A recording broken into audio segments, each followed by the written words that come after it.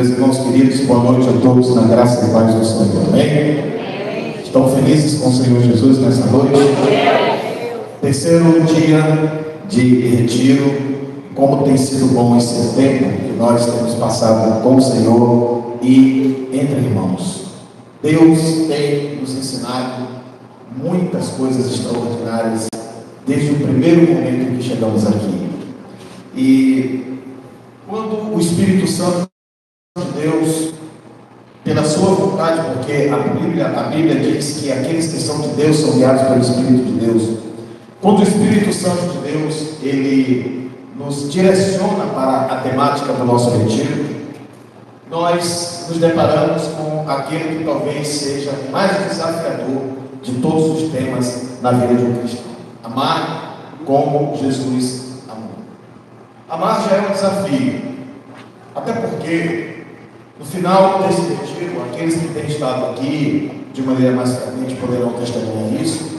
Nós vamos perceber que talvez tenhamos passado a vida inteira pensando que sabíamos alguma coisa sobre amor e acabamos descobrindo que não sabíamos, ou pensando que amávamos e descobrindo que não amávamos. Mas a palavra de Deus, ela existe precisamente para isso, para desfazer os nossos enganos e para clarear as revelações da verdade suprema do Senhor para as nossas vidas. Amar como Cristo nos amou não é um entendimento simples, simplório, fácil, assim, não é alguma coisa que você encontra na prateleira de um supermercado. Não existe nada que banalize a profundidade desse tema. Por isso, nós pensamos que ao longo de 7 ministrações, nós pudéssemos ir lentamente, paulatinamente, compreender esse tema. No primeiro dia, pela manhã, nós falamos que para aprender a amar como Jesus amou, era preciso nós considerarmos o fato de que temos que amar as pessoas apesar das diferenças. As pessoas são diferentes de nós e algumas vezes elas não gostam da gente. Algumas vezes elas nos odeiam até. Como amar pessoas assim? Falamos sobre isso aqui na manhã do primeiro dia e foi maravilhoso. Na noite do primeiro dia nós aprendemos que precisamos amar incondicionalmente, porque Jesus não estabeleceu critérios, não estabeleceu exigências para nos amar.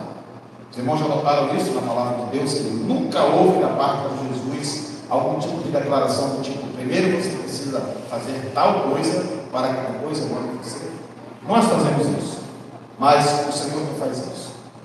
Então, se hoje você chegou aqui, nesse lugar, nessa noite, com alguma dúvida de que por conta da sua vida, por conta do seu passado, por conta de alguma dificuldade que você tenha, Deus pode ter algum obstáculo para te amar, eu quero te dizer, com base na palavra de Deus, que Ele ama você exatamente do jeito que você é. Porque Deus nos ama incondicionalmente. Quem quer amar como Deus amou, tem que entender que precisa amar incondicionalmente. No segundo dia, pela manhã, nós falamos que para aprender a amar como Jesus amou, nós temos que compreender e exercer o mesmo perdão que Ele exerceu sobre nós. Perdoar como Jesus perdoou. Essa é difícil, essa é complicada. Porque perdão é uma palavra fácil de pronunciar, mas extremamente rara dentro do contexto das nossas vidas práticas. Isso vai desde quem está falando aqui até qualquer um de nós. Perdoar é uma cena rara na vida do ser humano. Fala-se muito de perdão, vive-se pouquíssimo do perdão. E nós aprendemos o modo como Jesus perdoou. Um perdão também incondicional, gratuito, um perdão que não exigiu nada em troca, um perdão que bastou-se a si mesmo. Aprendemos aqui que o perdão não é um benefício que eu dou para a pessoa. O perdão é uma bênção que eu concedo para mim mesmo.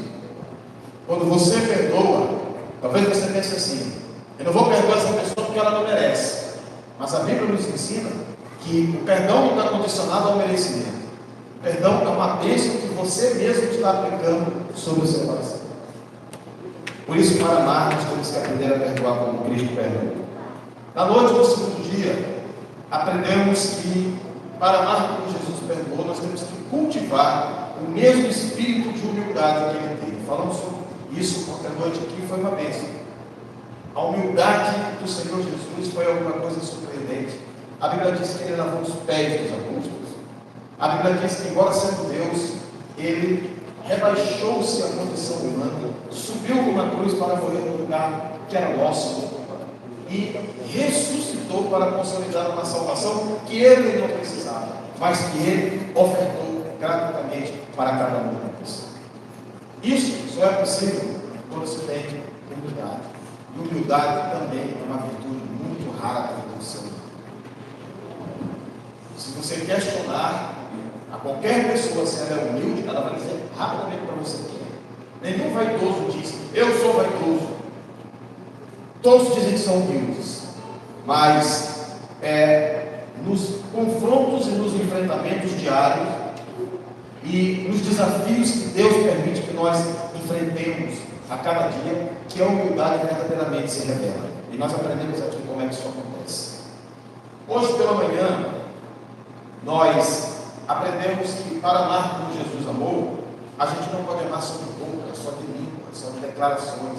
Tem que amar de fato e de verdade. E foi extremamente edificante, irmãos, um passeio exegético que nós fizemos aqui no capítulo 13 de 1 Coríntios, onde nós aprendemos com detalhes como é o amor segundo o olhar de Deus, como é diferente da nossa maneira de interpretar. Talvez um dos pontos mais importantes para ajudar aqueles que não estiveram aqui, do que ficou no estudo de hoje pela manhã, é que Deus trabalha com uma lógica inversa da nossa lógica. Nós compreendemos que amar é alguma coisa que precisa preencher os nossos critérios. E os critérios de Deus são completamente inversos. Eles são totalmente opostos. Falamos aqui que a Bíblia diz que aos olhos de Deus, o grande é quem é pequeno. O exaltado é quem é humilhado. A Bíblia fala que eu tenho que amar até quem me odeia. É tudo diferente, é tudo completamente inverso de como nós aprendemos no mundo. E isso se processa em ação. Uma das frases que tem sido mais pronunciadas aqui nesse retiro é que amar não é me lembra? Sentimento. Amar não é um sentimento, amar é uma decisão. Aprendemos aqui que gostar é um sentimento, amar não. Eu posso gostar ou não de uma pessoa, mas eu devo amar até os meus limites. Por isso nós temos que entender muito bem qual é a diferença entre gostar e a diferença entre amar. Você não é obrigado a gostar de todo mundo, mas você tem que amar todo mundo. E isso é uma decisão que você precisa tomar. O amor não é aquilo que nós aprendemos nos livros, nos romances, nas telenovelas, nos filmes. Hollywood nos enganou. Amor não é arrepio, não é borboleta na barriga, não é nada disso. A palavra de Deus diz o que é amor. Está lá em 1 Coríntios 13. Decisões práticas de vida. Atitudes que você tem que tomar. E elas passam por uma decisão voluntária sua. Portanto, não existe essa coisa de eu amei sem querer. Aprendemos hoje aqui, que está lá em Coríntios 13, que amor não tem fim. Mas pastor, a gente escuta todo dia as pessoas dizendo assim, olha, o amor acabou. Acabou qualquer coisa, chame de qualquer coisa, mas não chame de amor. O amor jamais acaba. Está escrito a palavra. Então, por conta disso, que não existe nenhum exagero da minha parte de afirmar aqui que uma considerável parcela da humanidade nasce, cresce, morre sem nunca ter amado de verdade. Se você perguntar para algumas pessoas, você já amou quantas pessoas da vida? Tem gente que vai dizer assim, eu já casei 150 vezes. Não amou ninguém. Eu já tive múltiplos relacionamentos também. Eu tenho 300 amizades.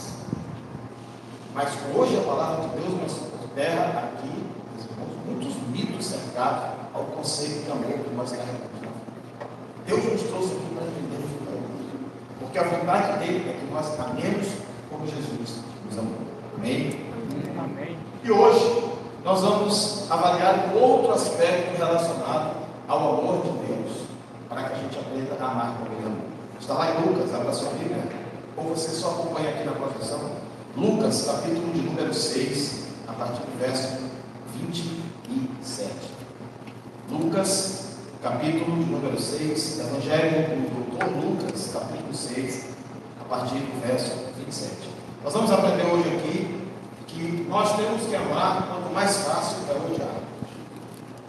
Quando for mais fácil odiar, a Bíblia diz que nós temos que amar. Lucas, capítulo 6, versos 27 em diante. Amém? Muito bem.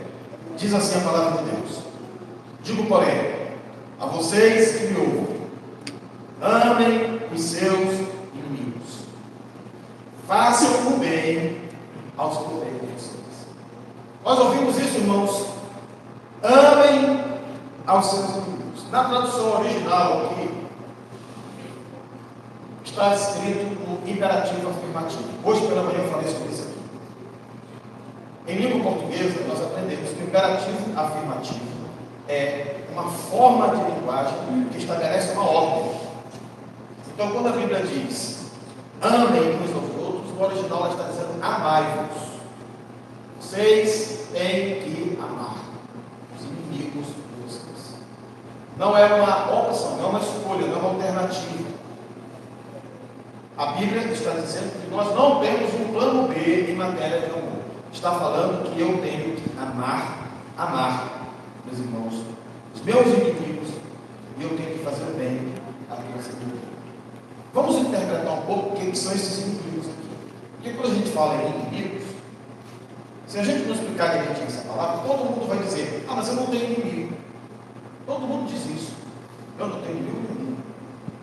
Porque a gente é muito santo aos nossos próprios olhos. A gente é muito correto aos nossos próprios olhos. Mas quando a Bíblia fala em inimigos, por favor, não interprete isso como alguém que está guerreando com você. Não interprete isso como alguém que quer arrancar sua cabeça. Inimigos aqui são adversários. Inimigos aqui são pessoas que conflitam conosco. Inimigos aqui são pessoas que se interpõem no nosso caminho, dificultam a nossa vida. E isso todos nós temos. Não adianta dizer que não. Todos nós temos pessoas, se a gente tivesse um jeito de passar uma borracha nelas, a gente faria isso. Se tivesse uma forma de a gente dizer: oh, por favor, tira essa criatura do meu caminho. Então, qualquer pessoa que agora ocorreu na sua mente, por um motivo qualquer, você tenha pensado assim: essa pessoa não dá, essa pessoa não quer mais. É essa pessoa que a Bíblia está chamando aqui de inimigo. É aquela pessoa intragável. É aquela pessoa que você não consegue conviver com ela. É aquela pessoa insuportável. É aquela pessoa que você tem provas de que ela já prejudicou você, ou ela já desejou o seu mal em algum momento, e se ela tiver qualquer oportunidade de puxar o tapete para você cair de testa no chão, ela puxa. A Bíblia chama isso de inimigo. E a Bíblia não está dizendo aqui que você tem que dar uma voadeira com 2 pés no peito do seu inimigo. A Bíblia está dizendo aqui que você tem que amar o seu inimigo, apesar da gente querer fazer isso. Amem os seus inimigos e façam bem aos que odeiam vocês. A pessoa que odeia é um nível acima, é um outro patamar do inimigo, porque o que odeia ele tem um propósito. O inimigo é simplesmente uma pessoa com quem a gente não consegue se relacionar. Mas aquele que odeia não. Esse, ele dá um tiro de canhão a gente se tiver a oportunidade. O inimigo é aquele que quer ver a sua infelicidade. Perdão, que odeia. É aquele que quer ver a sua infelicidade. O que odeia é como uma história que eu já contei uma vez na igreja, para vocês, de uma pessoa que me procurou uma vez e disse assim: pastor, eu vim aqui fazer um pedido. O Senhor me ajude no propósito de oração. Amém. Ela disse: eu queria que o Senhor me ajudasse para a gente orar para Deus matar uma pessoa. Agora eu vou misturar espiritual. Vou orar para Deus matar uma pessoa. Isso me fez lembrar do dono da funerária que vai orar para Deus abençoar o negócio aqui. Me ligou: pastor, eu queria que o senhor tivesse que orar para Deus abençoar o negócio. Aí eu amei, eu sou empresário, para Deus abençoar aquele rapaz. Eu conhecia, era novo na cidade. Quando chegou lá, aquele monte de caixão funerário, ele disse: eu queria que o senhor orar para mim, pastor, eu coloco quase 6 meses, eu não consigo vender nada. Eu morrendo de necessidade. Eu digo: você quer que eu orar para Deus matar as pessoas? Eu orar para Deus matar os outros. Vou orar para Deus fazer mudar de ramo. Mas eu não vou lá com uma academia. Amém, irmãos? Circunstâncias que nós temos nas nossas vidas e que estabelecem o desafio de nós compreendermos quem são as pessoas que nos rodeiam. As pessoas que nos rodeiam são pessoas que realmente gostariam de ver mortas.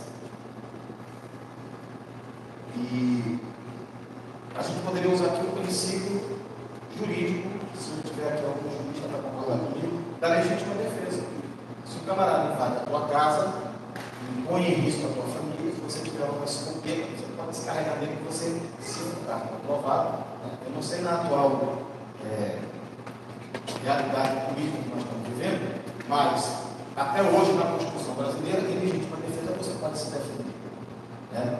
Então talvez eu devesse também desejar o mal de quem quer ver minha morte, de quem quer me ver soterrado, de quem quer a minha destruição, de quem quer a minha infelicidade, de quem quer ver minha família em frangalhos, quem quer que meu casamento acabe, quem quer que meu ministério seja frustrado.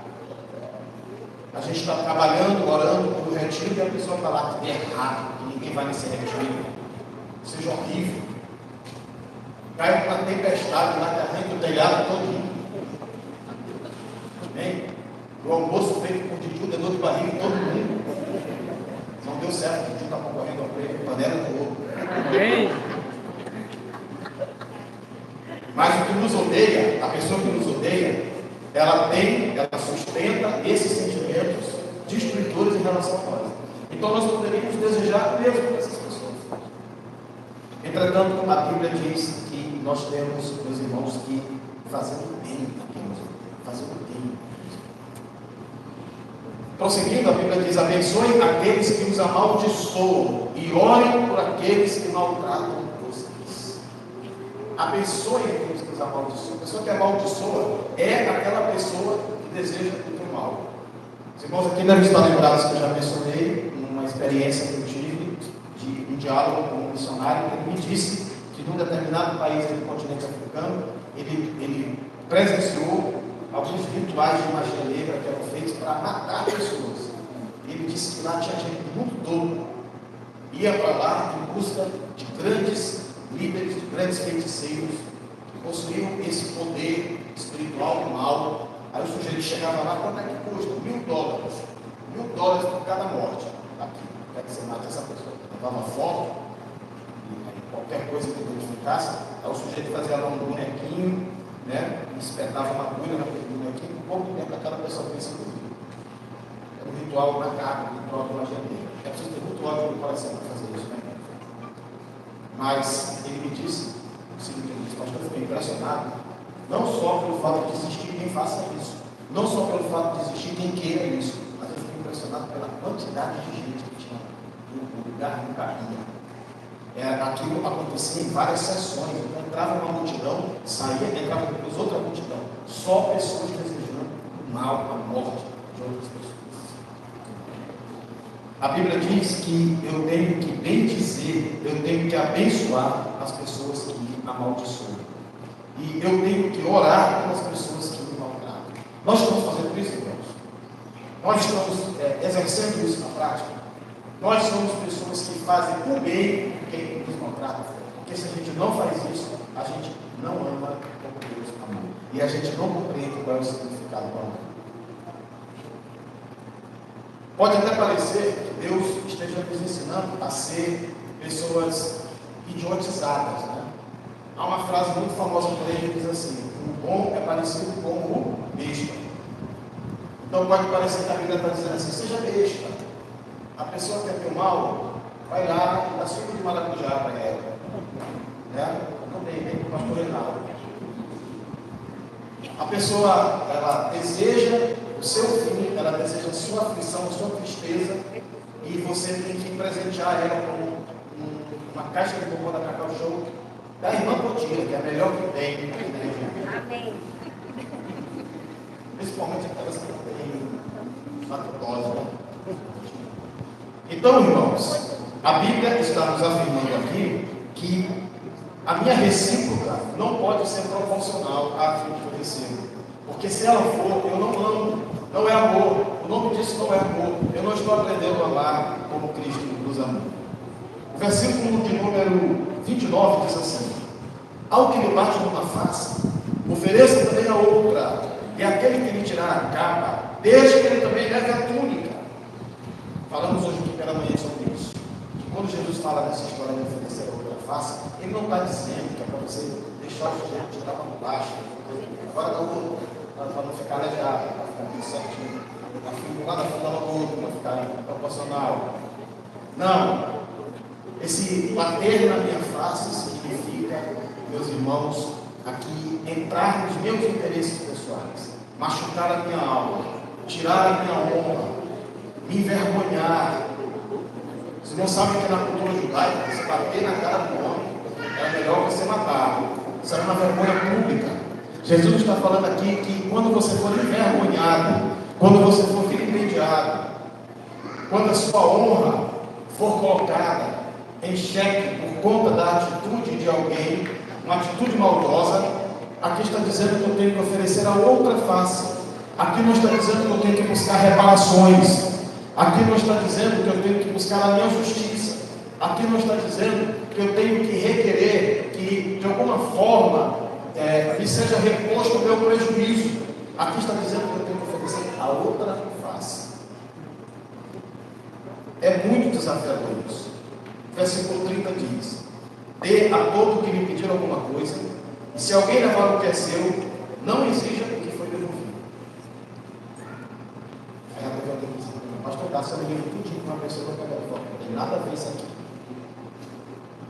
Dê o que você tem, o seu carinho, o seu afeto, a sua amizade, o seu companheirismo, a sua honestidade, a sua sinceridade, sem que isso necessariamente requeira que a outra parte lhe devolva na mesma proporção. É o que o Senhor está falando aqui. Ou então, que você não tenha a expectativa de ser beneficiado de alguma forma a partir da sua doação. Porque quando você dá alguma coisa querendo algo em troca, isso não é amor, isso é negócio. O nome disso é negócio, não é amor. O nome disso é permuta, é troca. A palavra de Deus diz que eu não devo oferecer nada, seja o que for, do ponto de vista emocional, do ponto de vista espiritual, do ponto de vista material também, sem que eu tenha a expectativa de que me volte algo em troca. Porque se não for assim, irmãos, não é amor. Eu me lembro de um caso interessante, eu não vou dizer o nome da cidade, pode ter um parente aqui, um amigo invisível. Todo mundo ficou surpreso. Final do ano, aquelas festas tradicionais. Aí estava lá aquele presentinho numa caixa de comida, cheio daquele papel de presente. Só o papel de presente deve ter custado uma fortuna. E aí a pessoa abre, quando ela abre, é uma caneta Bic sem tampa, com a tinta abaixo da metade. Ainda estava estourado. O cara pegou, pegou a mão dele, todo meditivo. Foi o presente. Ficou todo mundo olhando assim. Que coisa mais sem graça, de forma que respeito, por exemplo. Aquilo cortou o clima da brincadeira. Depois, quando foram questionar a pessoa que deu aquele presente, do porquê dela ter feito aquilo, ela disse que há 5 anos, uma amiga invisível, ela tinha dado um presente caríssimo, e a pessoa que tirou ela deu uma caneta. E coincidentemente foi aquela mesma pessoa. Ela devolveu, ela guardou durante 5 anos aquela caneta. Ela estava esperando uma oportunidade para ter um outro amigo invisível para chegar lá e entregar a mesma coisa. Ela sempre achava que deu. E ela deu a mesma coisa que ela recebeu. Ela deu danificado. Chamamos isso, irmãos, de rancor, ressentimento, de altíssimo grau. Isso não pode ser de forma alguma considerado uma prática de amor. Façam aos outros, versículo 31, o mesmo que vocês querem que eles façam a vocês. Essa regra é uma regra de ouro. Fazer aos outros o que eles querem que façam a vocês. Você quer ser menosprezado? Você quer ser cancelado? Você quer ser esquecido? Você quer ser diminuído? Você quer ser humilhado? Você quer ser deixado para trás? Você quer ser tratado como se você não existisse? Você quer ser julgado? Você quer ser sentenciado? Se a resposta for não faça isso. Porque se você fizer, não há nenhum tipo de defesa que ele inocenta aos olhos de Deus. Até porque, se Deus nos julgasse pelo que nós fazemos, quem ficava de pé? Se eu fosse julgado pelo Senhor, meus irmãos, pela pessoa que eu sou, pelos erros que eu tenho, pelo meu currículo, pela minha ficha corrida, eu não ficava de pé.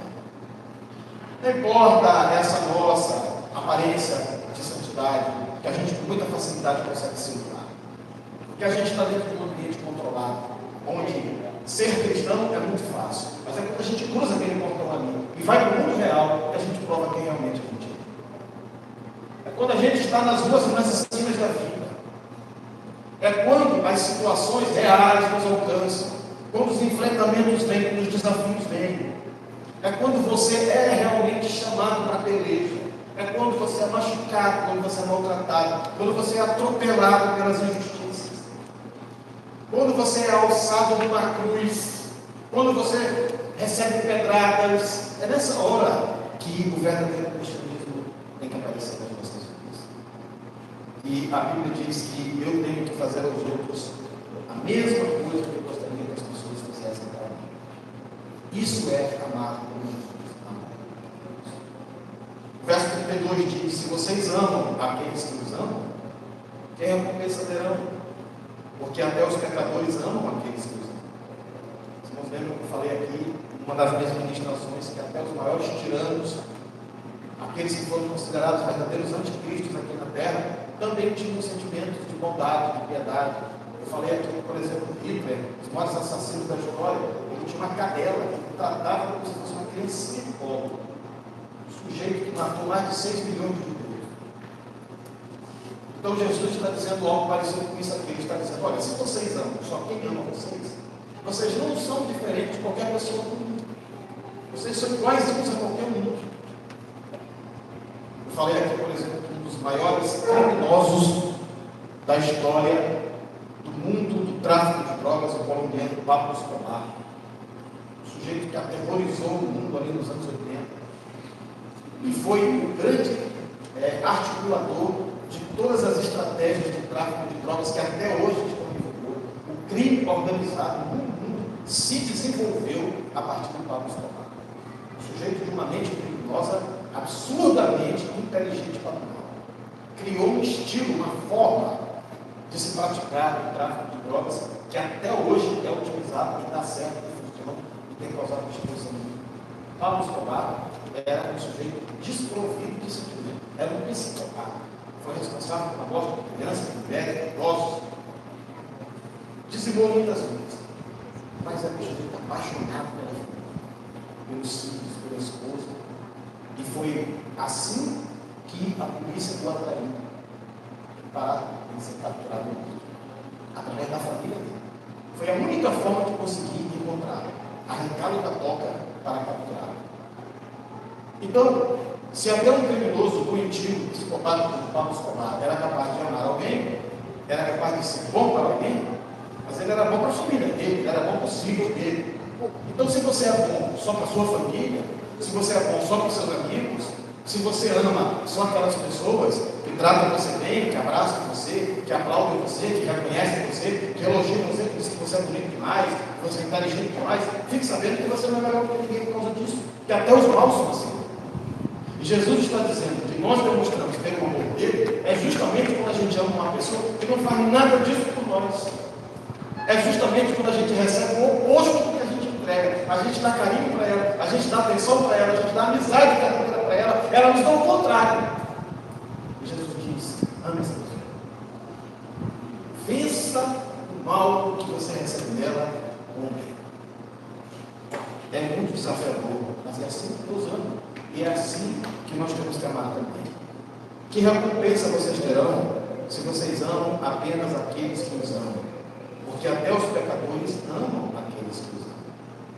Verso 33. Se fizerem o bem aos que lhe fazem o bem, que recompensa terão? Até os pecadores fazem isso. E se emprestam àqueles de quem esperam receber, que recompensa terão? Também os pecadores emprestam aos pecadores para receberem outro. Vocês, porém, amem os seus inimigos, façam o bem, emprestem, sem esperar nada em troca. Vocês terão uma grande recompensa e serão filhos do Altíssimo, pois Ele é bondoso até para os ingratos e maus. Sejam misericordiosos, como também é misericordioso o Pai de vocês. Amém. Todas as situações que eu citei aqui são situações onde mais fácil é odiar. Todos os exemplos que eu dei aqui nos remetem à constatação de que a nossa inclinação num momento como esse é nós agirmos de maneira não amistosa. É nós agirmos de uma forma tal em que a gente proporcione àquela pessoa pelo menos o mesmo que ela nos causa. E a Bíblia lança completamente esse entendimento. Meus irmãos, a gente nunca aqui nessa terra vai alcançar a plenitude da perfeição. Isso não vai acontecer. Existe uma natureza em nós que sempre nos inclina para o mal, sempre nos direciona para o pecado. Eu tenho dito repetidas vezes no púlpito da igreja que o ser humano não precisa ser ensinado a pecar. Você não precisa pegar o seu filho sempre. Vou te ensinar agora aqui a ser um vídeo. Não precisa fazer isso não. Ele vai mentir sozinho. Você não precisa criar uma escola para ensinar as pessoas a praticarem crimes. Surgiu um novo curso na Universidade Federal do Maranhão. Assalto a banco. Não precisa. Pós-graduação. Amém? Em violência. Não precisa. Pega o sujeito, solte ele na vida. Ele vai mentir, ele vai matar, ele vai roubar, ele vai fazer tudo que não presta. É a tendência, é a natureza do seu tempo. Ao passo que o bem, aí esse não, esse você vai passar a vida todinha, e não se iluda, que você não vai conseguir fazer com que ela aprenda a praticar tudo que você ensina. Ainda tem outra. É capaz de você passar anos ensinando o bem de uma pessoa, ela fica o tempo todo sacudindo na cabeça dizendo, aprendi, tá bom. Um dia que ela encontra alguém, você no oposto, basta 5 minutos para derrubar todos os anos que você ensinou. Porque o ser humano é assim, essa é a natureza. Então nós vamos estar o tempo todo nesse campo de batalha, nessa luta constante para lidar com esses assuntos que foram falados aqui. Mas a palavra de Deus, ela nos estabelece uma meta, ela nos estabelece um alvo, ela nos estabelece um horizonte. Eu quero dizer uma coisa para vocês, irmãos. Eu falei há pouco aqui que aparentemente o que a Bíblia nos orienta a fazer parece ser alguma coisa do tipo, seja uma pessoa abobalhada, seja uma pessoa exposta para que os outros maltratem você, para que os outros esmaguem você emocionalmente. Não é isso. Quando a Bíblia nos ensina a amar como Jesus amou, ela está nos ensinando a nos protegermos. Ela está nos ensinando a termos saúde dentro de nós. Porque quando eu odeio alguém, meus irmãos, eu não estou fazendo mal para aquela pessoa, estou fazendo mal para mim. Hoje, a psicologia e a psicanálise já relacionam muitas doenças físicas à causa do emocional. Já existe até uma tabela estabelecida. Se não sabiam que hoje você vai fazer uma consulta num clínico geral, e você chega lá com uma indisposição estomacal, um problema de azia, de má digestão, e você não sabe, até ele pergunta, você comeu o quê para causar isso? Eu não comi nada. Ou pelo menos eu não comi nada de diferente do que eu como regularmente, não estou entendendo o que está se passando. Ele vai imediatamente conversar com você, sem você perceber, para perguntar como é que está a sua vida. Diga uma coisa, você é casado? O que você faz na vida? Ele está tentando investigar algumas circunstâncias da sua vida, para que ele faça a relação com o que você está sentindo. Hoje, a ciência já comprova que problemas como úlceras, problemas como câncer, problemas como acidente vascular cerebral, o famoso AVC, estão intimamente relacionados a causas emocionais. A gente carrega mágoas no coração, a gente carrega rancores no coração, a gente tem aquele sentimento de revanchismo, de querer ver que a pessoa que nos faz mal também receba mal na vida dela. Aquele sentimento que a gente tem de querer fazer, entre aspas, justiça, porque a gente sofreu, a gente foi esmagado, a gente foi esmigalhado, a gente foi humilhado, a gente quer que aquela pessoa pague por isso. Sabe o que vai acontecer? Aquela pessoa vai viver 150 anos e você não vai viver 15 minutos. Por isso que a Bíblia diz ame. Quando a Bíblia diz ame, ela não está dizendo seja um bobão, faça bem para essa pessoa que faz o mal. Ela está dizendo se cuide, se proteja, tenha cura e viva muito. Amar como Jesus amou é enxergar saúde nas vidas. Amar como Jesus amou é ser inteligente, é ser sábio, é mostrar como se deve lidar com esses desafios do mundo. E não tem jeito, irmãos, vamos passar por isso enquanto estivermos juntos. As pessoas vão nos machucar, as pessoas vão nos trair, as pessoas vão nos decepcionar. Vai ser assim até o fim da vida. Se nós não aprendermos a lidar com isso, nós não vamos resistir. Nós não vamos sobreviver. A vida é um campo de batalha. E Deus nos chamou para sermos guerreiros bem-sucedidos. Ele está nos dando as armas aqui. Esses dias aqui nesse retiro, nós estamos sendo armados pelo Senhor para combater e para vencer esse grande inimigo, que é o ódio, que é o rancor, que é o ressentimento. Deus quer curar a sua alma aqui. Deus quer renovar a sua vida aqui. Os irmãos já imaginaram o que seria do Senhor Jesus se ele fosse um homem com a capacidade de guardar 1 grama de ressentimento que fosse, diante de tudo que ele padeceu? Já paramos em algum momento para analisar como foi a vida de Jesus? Jesus não foi um homem de sucesso. Alguém poderia dizer que a vida de Jesus foi um fracasso. Cruz não é lugar de sucesso. Lugar de sucesso é um trono, é um governo, é um reino. Lugar de sucesso é aplauso. É as pessoas me elogiando. É eu ficando milionário. É isso que a gente chama de sucesso. Jesus não tinha nem onde reclinar a cabeça, não tinha endereço certo, não tinha palavra certa, não tinha amigos verdadeiros em momentos cruciais da sua vida, os momentos mais difíceis da sua vida. Ele olhou para a direita e para a esquerda e não tinha ninguém. Aquelas multidões que o cercavam, que ficavam idolatrando, elogiando, todos depois estavam gritando para soltar Barrabás e para crucificar Jesus. Eram as mesmas pessoas. A gente pode imaginar, bom, é porque eram pessoas letradas, não tinham conhecimento, não tinham entendimento. Os sábios eram quem mais odiava Jesus. Os conhecedores da lei eram justamente os que mais machucaram Jesus, que mais o ofenderam, que mais o maltrataram. Eles eram tão cegos e tão surdos pelo diabo, que chegaram a ponto de dizer: caia sobre nós o sangue desse homem. Até hoje, o sangue de Jesus está caindo sobre a descendência desse homem. A maldade estava ali. Olha, irmãos, eu vou falar uma coisa aqui para vocês. Se fosse eu dizia: Senhor, faz cair fogo do céu e não deixa nem cinza dessa gente. Mas Jesus foi diferente. Ele disse: Pai, perdoa essas pessoas, elas não sabem mais. E essas horas, foi um mal para Jesus, foi um mal para eles. Eu repito, esse povo está sofrendo até hoje. E o Senhor Jesus cumpriu cabalmente o seu ministério e a sua missão. Eu quero dizer uma coisa: você vê o mundo com um propósito, você vê o mundo com um objetivo. Eu não quero saber se você é crente, se você não é crente, se você está numa igreja ou não está numa igreja. Deus ama você. Deus tem um propósito para a sua vida. Você nasceu por um objetivo específico. O diabo não quer que você alcance esse propósito, mas hoje Jesus está falando ao seu coração. O desejo do Senhor é que a gente cumpra a nossa missão nessa terra.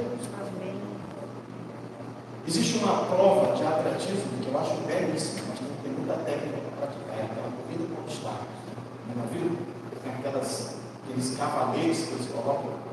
De vez em quando tem uma bicicleta lá que não é brincadeira. Né? A vida é uma corrida com obstáculos. A vida não é um mar de rosas, nunca vai ser. Confie num crocodilo faminto, mas não confie no Senhor. Porque é a criatura mais brutal e feroz que existe no universo, o Senhor. Então, quando você for vítima de alguma injustiça, não se surpreenda. Não se surpreenda, é assim que funciona. E através da reação sábia diante desses desafios, você vai evoluir com o Senhor. Você vai crescer com o Senhor. E Deus vai conduzir você ao cumprimento cabal do propósito que Ele tem para a sua vida. Mas isso só é possível, amados, se a gente aprender a amar. Se a gente não amar como Jesus amou, é tudo inútil, é tudo fútil. Aprendemos isso hoje pela manhã, Coríntios 13. Que quando eu não amo, eu sou igual a um metal, que emite um barulho, mas não tem vida.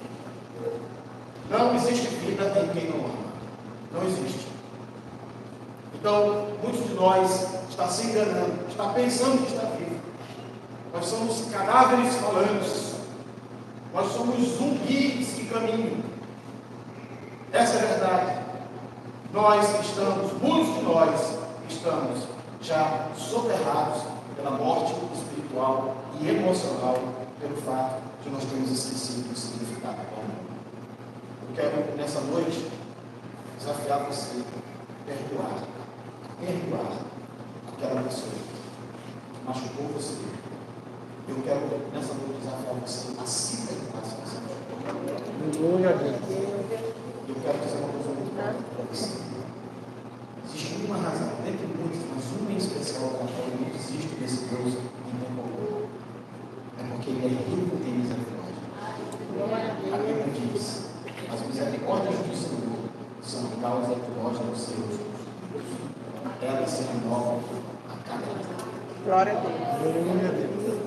Não importa o que você fez, não importa o que você é, não importa o que as pessoas pensam de você, Deus ama você. Aleluia. Ele não morreu por nenhum engravatado que fica atrás do mundo. Ele não morreu por nenhum religioso farisaico, daqueles que fingem ser santos e melhores do que os outros. Você que tem defeitos, você que tem falhas, você que já errou na vida, você que tem vergonha do seu passado. Eu quero dizer que o teu passado, hoje, ele pode ser justificado e definitivo pela misericórdia e pela graça do Senhor Jesus. Mas é preciso que você entenda que uma coisa está atrelada à outra. O que a Bíblia diz, que a mesma medida com que eu julgar, eu vou ser julgado. Então, se eu não perdoar, eu não posso ter expectativa de que eu seja perdoado. Se eu não virar essa página, a minha vida vai estar o tempo todo estacionada como um fracasso. Se eu não for capaz de oferecer, eu não posso ter expectativa de receber. Porque no fim das contas, eu não sou melhor do que ninguém. Às vezes as pessoas fazem uma coisa que eu não fiz, mas isso não quer dizer que ela é melhor do que eu. Porque também pode ser que eu faça uma coisa que ela não faz. E no fim das contas, somos todos iguais. Miseravelmente dependentes da graça e da misericórdia do Senhor. Feche seus olhos nesse momento. Quero orar pela sua vida. Pai, em nome de Jesus, Senhor, nós estamos aprendendo aqui, como uma criança que está sendo alfabetizada. Estamos aprendendo o beabá do amor. Ao longo desses dias, Senhor, tem sido surpreendente o que o Senhor tem falado aos nossos corações. O Senhor tem confrontado as nossas tradições. O Senhor tem confrontado a nossa carnalidade, a nossa persistência, a nossa dura cerviz, a dureza do nosso coração. E o Senhor tem nos ensinado o que significa verdadeiramente amar. Aleluia. E hoje, em especial, Senhor, o Senhor está falando claramente aos nossos corações que quando nós temos motivos para odiar, nós precisamos amar. Quando as razões são para que a violência, a agressividade, o rancor, a mágoa se alojem em nossas almas, é justamente nesse momento que nós temos que liberar o perdão que vem de Ti.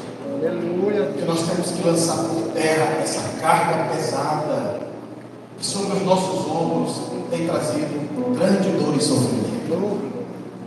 Hoje, Senhor, nós rogamos diante de Ti que o Senhor nos liberte e nos cure de toda ferida interior. Aleluia. Não importa há quanto tempo temos carregado este câncer espiritual. Aleluia. Hoje é noite de restauração nesse lugar. Hoje é noite de novo nascimento nesse lugar. Hoje é noite de retorno nesse lugar. É noite de perdão verdadeiro nesse lugar. De arrependimento verdadeiro nesse lugar. Hoje é noite em que Jesus está curando vidas nesse lugar. Deus Todo-Poderoso, livra-nos do poder mortífero da mágoa, Senhor. E nos enche com o Teu amor supremo e sublime. para que tenhamos a leveza necessária de caminhar sobre essa terra sem nenhuma prisão e sem nenhuma corrente. Assim nós te pedimos, Senhor, com fé te agradecemos, em nome de Cristo Jesus, que reina, que vive para todos sempre. Amém, amém. Vamos aplaudir o Senhor Jesus nessa noite.